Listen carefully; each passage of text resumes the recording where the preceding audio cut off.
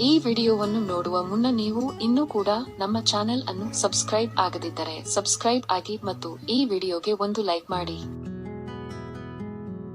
Hi friends, life line Kannada GK ಅಡ್ಡಾದ ಮತ್ತೊಂದು ವಿಡಿಯೋಗೆ ಸ್ವಾಗತ. ಸ್ನೇಹಿತರೆ, ನೀವು ನಿಮ್ಮ ಲೈಂಗಿಕ ಜೀವನವನ್ನು ಸುಖಮಯಗೊಳಿಸಿ ಸಂಗಾತಿಗೆ ತೃಪ್ತಿ ನೀಡಬೇಕು ಅಂತ ಪ್ರಯತ್ನ ಮಾಡುತ್ತಾ ಇದ್ದೀರಾ? ಹಾಗಿದ್ರೆ ಈ ರೀತಿ ಮಾಡಿ ಸಂಗಾತಿಗೆ ಡಬಲ್ ಸುಖ, ಆದರೆ ಅತಿ ಆದ್ರೆ ಅಮೃತ ಕೂಡ ವಿಶ್. ಈ ವಿಡಿಯೋದಲ್ಲಿನ ಮಾಹಿತಿ ಕುತೂಹಲಕಾರಿಯಾಗಿದ್ದು, ಹೀಗಾಗಿ ಯಾರು ಕೂಡ ವಿಡಿಯೋವನ್ನು ಸ್ಕಿಪ್ ಮಾಡದೆ ಸಂಪೂರ್ಣವಾಗಿ ನೋಡಿ.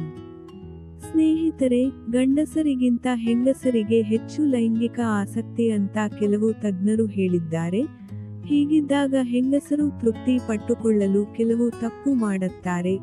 ಇದನ್ನು ನೀವು ಮಾಡಲೇಬೇಡಿ, ಯಾಕೆಂದರೆ ಸಂಭೋಗ ಎನ್ನುವುದು ದಾಂಪತ್ಯದ ಸಿಹಿ ಹೆಚ್ಚಿಸುವ ಒಂದು ಭಾಗ.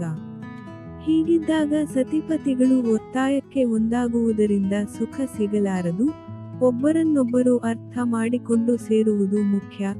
ಇಂತಹ ಸಂದರ್ಭಗಳಲ್ಲಿ ಮನಸ್ಸು ಬಹಳಷ್ಟು ಪ್ರಾಮುಖ್ಯತೆಯನ್ನು ವಹಿಸುತ್ತದೆ. ಸ್ನೇಹಿತರೆ, ಹೆಂಗಸರು ತಮ್ಮ ಸಂಗಾತಿಯೊಂದಿಗೆ ಸಂಭೋಗ ನಡೆಸುವ ಬಗ್ಗೆ ಹಲವಾರು ಕಲ್ಪನೆ ಹೊಂದಿರುತ್ತಾಳೆ.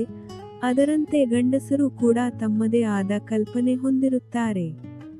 ಸದ್ಯ ಸಾಮಾನ್ಯವಾಗಿ ಪುರುಷರು ಅತಿ ಹೆಚ್ಚು ಸಂಭೋಗದಲ್ಲಿ ಸಂತೋಷ ಪಟ್ಟಿಕೊಳ್ಳುತ್ತಾರೆ ಎಂಬ ನಂಬಿಕೆ ಇದೆ. ಇದು ಸಂಪೂರ್ಣ ಸತ್ಯವಲ್ಲ, ಯಾಕೆಂದರೆ ಮಹಿಳೆಯರಲ್ಲೂ ಸಂಭೋಗ ಬೆಳೆಸುವ ಬಯಕೆ ಇರುತ್ತದೆ. ಹೀಗಾಗಿಯೇ ಸಂಭೋಗದ ನಂತರ ಮಹಿಳೆಯರು ಲೈಂಗಿಕ ಸುಖ ಪಡೆಯುತ್ತಾರೆ. ಕೆಲವು ಸಾರಿ ಸಂಭೋಗದ ನಂತರ ಪುರುಷರು ಪತ್ನಿಯನ್ನು ದ್ವೇಷಿಸಬಹುದು ಅಥವಾ ಅವಳಿಂದ ದೂರವಿರಲು ಬಯಸಬಹುದು. ಇದಕ್ಕೆ ಮಹಿಳಾ ಸಂಗಾತಿ ವರ್ತನೆ ಕಾರಣ ಅಂತ ಹೇಳಲಾಗುತ್ತೆ. ಹೀಗಾಗಿ ಸಂಭೋಗದ ವೇಳೆ ಹೇಗೆ ಮಹಿಳೆ ವರ್ತಿಸಬೇಕು ಎಂಬುದು ತಿಳಿದಿರಬೇಕು. ಯಾಕೆಂದರೆ ಆಕೆ ಮಾಡುವ ಸಣ್ಣ ಪುಟ್ಟ ತಪ್ಪುಗಳು ಪುರುಷ ಸಂಗಾತಿ ಸುಖವನ್ನು ಹಾಳು ಮಾಡುತ್ತದೆ. ಸ್ನೇಹಿತರೆ, ಅನೇಕ ಮಹಿಳೆಯರು ಪತಿಗೆ ಬೇಸರವಾಗುತ್ತೆ ಎಂಬ ಕಾರಣಕ್ಕೆ ಪರಾಕಾಷ್ಠೆ ಪ್ರಾಪ್ತಿಯಾದಂತೆ ನಾಟಕವಾಡುತ್ತಾರೆ. ಆದರೆ ನಿಮ್ಮ ಈ ನಾಟಕವೇ ಪತಿಯ ಬೇಸರಕ್ಕೆ ಕಾರಣವಾಗುತ್ತದೆ.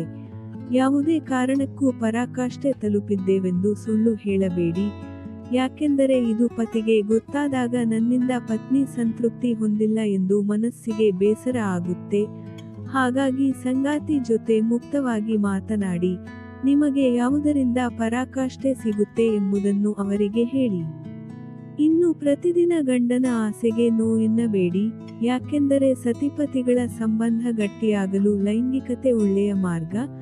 ಇಡೀ ದಿನ ದುಡಿದು ಬರುವ ಪುರುಷರಿಗೆ ಲೈಂಗಿಕ ಜೀವನ ಸ್ವಲ್ಪ ನೆಮ್ಮದಿ ನೀಡುತ್ತದೆ.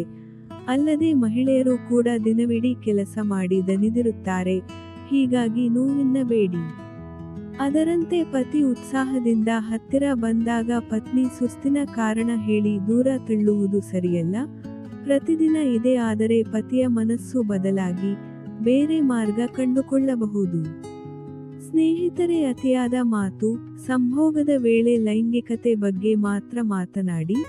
ನಿಮ್ಮ ಮಾತು ಸಂಗಾತಿಗೆ ಕಿರಿಕಿರಿ ಎನ್ನಿಸಬಾರದು. ನೀವು ಮನೆ ವಸ್ತುಗಳು ಅಥವಾ ಬೇರೆಯವರ ಸಮಸ್ಯೆಯನ್ನು ಇಲ್ಲಿ ಹೇಳುವುದು ತಪ್ಪು. ಅದರ ಬದಲು ಲೈಂಗಿಕ ಪ್ರಚೋದನೆ ನೀಡುವ ಮಾತುಗಳನ್ನು ಆಡಿ. ಸ್ನೇಹಿತರೆ, ನೋಡಿದ್ರಲ್ಲ, ಇದೇ ತರಹದ ಮಾಹಿತಿಗಾಗಿ ನಮ್ಮ ಚಾನಲ್ ಸಬ್ಸ್ಕ್ರೈಬ್ ಮಾಡಿಕೊಳ್ಳಿ. ಈ ಮಾಹಿತಿ ಇಷ್ಟವಾದಲ್ಲಿ ವಿಡಿಯೋಗೆ ಲೈಕ್ ಮಾಡಿ, ಶೇರ್ ಮಾಡಿ. ನಮಸ್ಕಾರ.